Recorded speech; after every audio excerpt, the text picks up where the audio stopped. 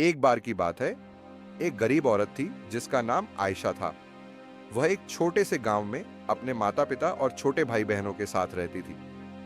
उसके पिता एक किसान थे, लेकिन खेत बहुत उपजाऊ नहीं था और वे अक्सर किसी तरह का गुजारा करते थे। आयशा एक बुद्धिमान और जिज्ञासु लड़की थी। वह अपने आसपास की दुनिया के बारे में जानना पसंद करती थी।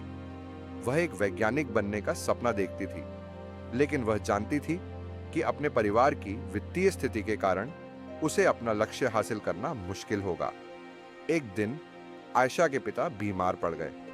वह काम करने में असमर्थ थे और परिवार की आय और भी कम हो गई। आयशा को अपने परिवार की मदद करने के लिए स्कूल छोड़ना पड़ा। आयशा ने अपने परिवार का समर्थन करने के लिए कड़ी मेहनत की।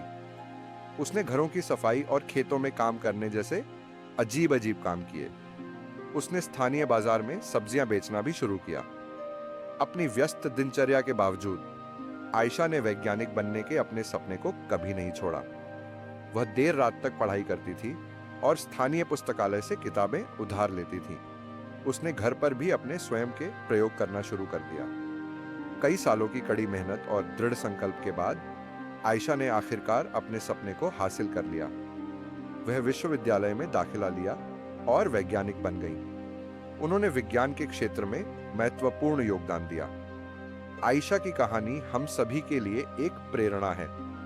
यह दिखाता है कि अगर हम अपने दिमाग में रखते हैं और अपने सपनों को कभी नहीं छोड़ते हैं, तो कुछ भी संभव है।